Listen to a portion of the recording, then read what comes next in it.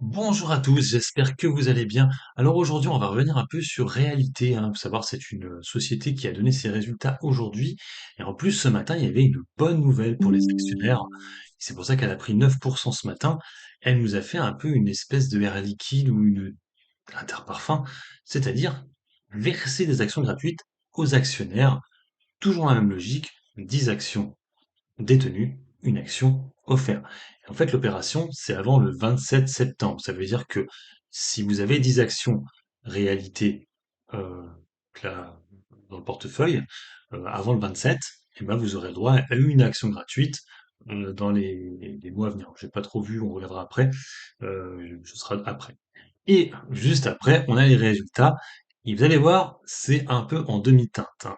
Donc, avant de commencer, bien sûr, les recommandations d'usage. Cette vidéo est à but pédagogique, en aucun cas un conseil en investissement. Les exemples de valeur et les analyses de données lors des séances ne sont que mon point de vue ou mes positions personnelles. Vous restez de ce fait les seuls maîtres de vos possibles plus-values, mais aussi moins-values. La possibilité de perdre une partie de la totalité du capital ne doit pas être perdue de vue pour ceux qui suivent ma chaîne. Donc, sur réalité, vous le voyez, on est assez bas, hein. C'est vrai que le programme de rachat d'actions, je pense que c'est pour ça, pas rachat d'actions, excusez-moi, le programme d'actions gratuites, c'est fait pour booster le cours de bourse. Ça a très bien marché aujourd'hui, on a pris 9%, 9,27. Et on était très bas, comme je vous l'ai dit juste avant, hein. Je rappelle que les plus hauts sur la valeur, c'était 40 euros, 41 euros. Et c'est vrai que là, actuellement, on est quasiment 50% plus bas. Vous le savez, le secteur est vachement endeuillé, hein. On va faire un comparatif rapide entre celle-ci. Je vais rajouter Nexity, hein, qui est un peu le même style. Nexity, vous allez voir, elle fait mieux que Nexity, ça c'est sûr. Je vais mettre Kaufman aussi. Exia, voilà. C'est ceux qui me viennent en tête là. Donc, si on regarde au niveau des performances, qu'est-ce qui ressort? C'est que celle qui est le plus haut actuellement, c'est Réalité.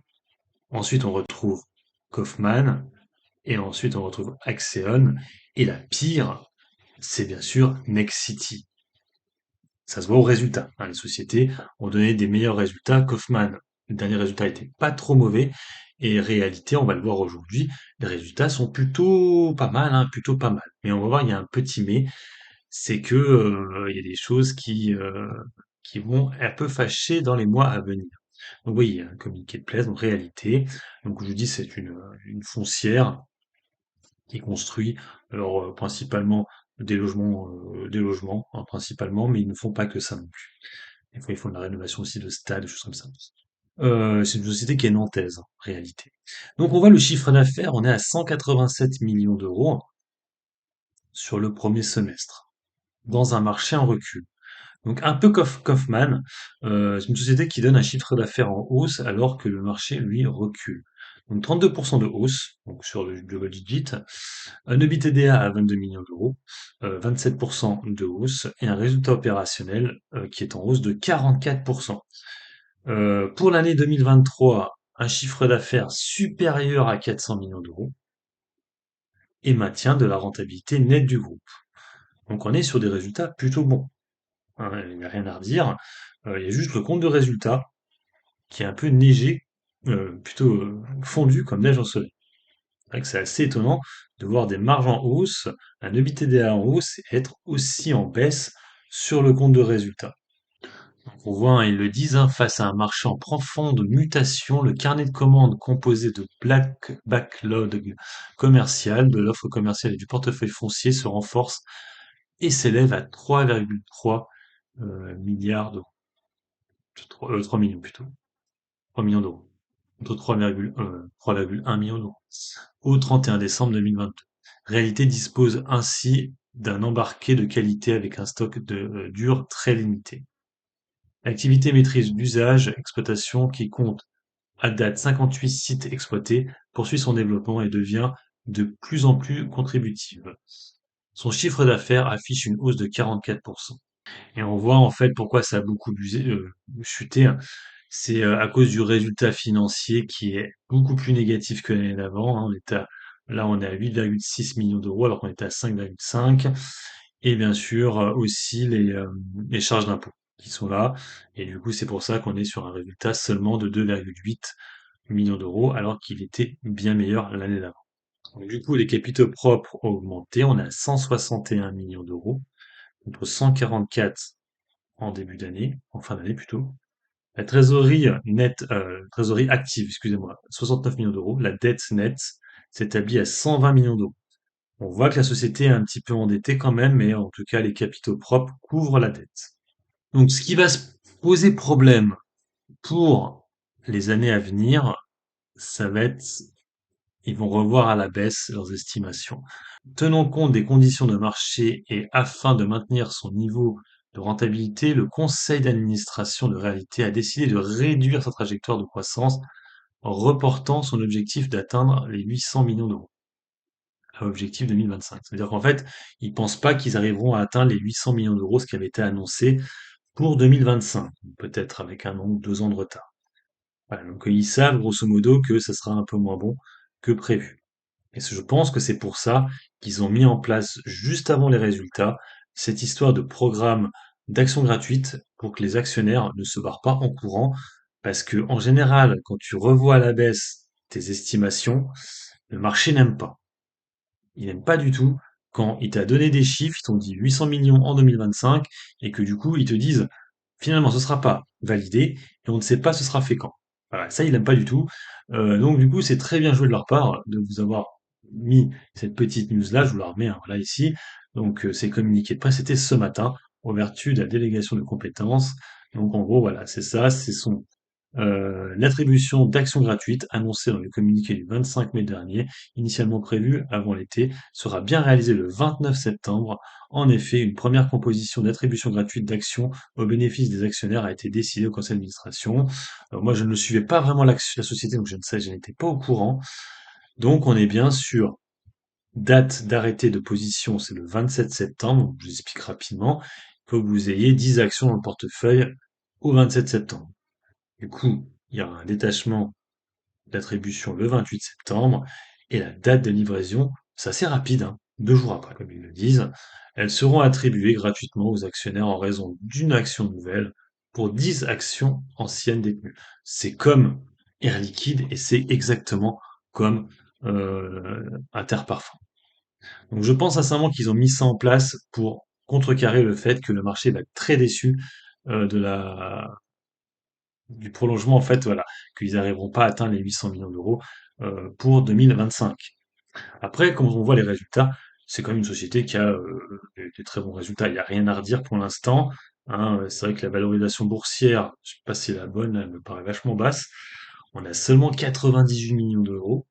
C'est vrai que ça me paraît super bas. On a vu les capitaux propres sont bien supérieurs, donc c'est une société qui est value. On a un PER qui est assez bas, et surtout on a un beau dividende sur la société. On a 5,31. Et là, pour le coup, le dividende n'est pas inquiété. Hein, vous avez vu que les comptes de résultats, il est quand même là. Il a un petit peu baissé quand même. On le remarquera, il a quand même un peu baissé le compte de résultats. Alors, après, la question est là. Est-ce qu'ils vont pas, du coup, du jour au lendemain, te dire, bah, on a eu des actions gratuites, donc peut-être que l'année prochaine, on n'aura peut-être pas de dividende. C'est possible aussi, hein, c'est une possibilité. Parce que c'est vrai qu'il a quand même été assez baissier, hein, le compte de résultats. Mais bon, au vu de ça, ça me paraît pas non plus désastreux. Donc, on va revenir, je vais retirer, donc je vous redis, hein, donc c'est celle qui performe le plus actuellement dans toutes les foncières. Donc je retire, paf, paf, paf. Donc là, du coup, il y a un petit coup à jouer, parce que bon, ce qui s'est passé, c'est que du coup, aujourd'hui, c'est monté, mais au vu des résultats, ça pourrait redescendre dès demain. Hein, donc on était à un point bas, hein, sur réalité. Hein, je remonte un peu le cours de bourse de la société, hein. Donc elle s'est vraiment envolée en 2017, hein. Je sais pas, elle a été introduite quand, en réalité. Attends, je vais le mettre un peu plus. Je vais le mettre en mensuel, en semaine. Voilà. Ça, on voit mieux. Donc, ouais, c'est une introduction en 2014. Introduction, c'était vers les 10 euros. Les premiers niveaux de cotation que je vois. Donc, pendant le Covid, on était là, 13,45 €. Pour l'instant, on se maintient vers les 20 euros. Donc bon, soit ça rechute, hein, c'est possible parce que c'est vrai que le marché est très compliqué actuellement.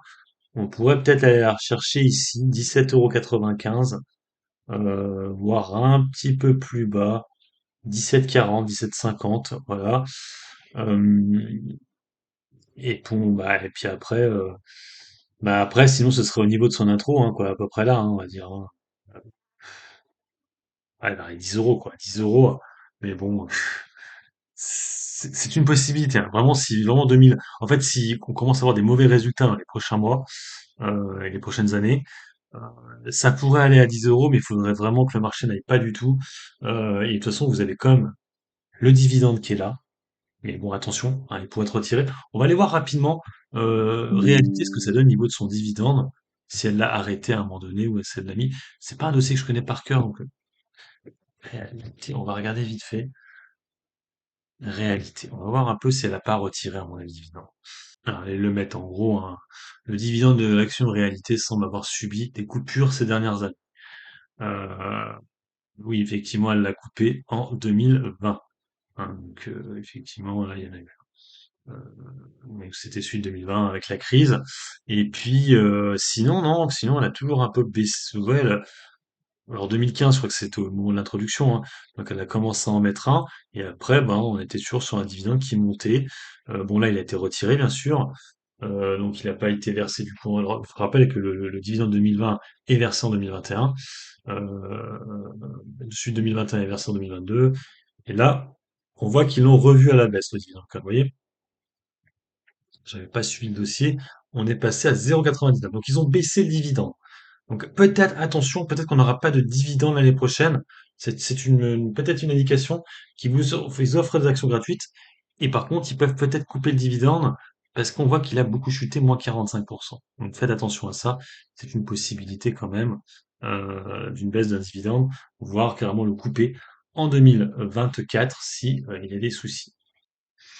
Après, malheureusement, c'est vrai que là, ce qu'on voit actuellement sur le dossier, c'est que ça vend beaucoup, beaucoup de ventes. Les membres du conseil d'administration qui vendent principalement les actions. Ça donne pas trop envie d'investir là-dessus, étant donné qu'ils n'arrêtent pas de vendre des actions. Ça, c'est un peu problématique quand même sur le dossier.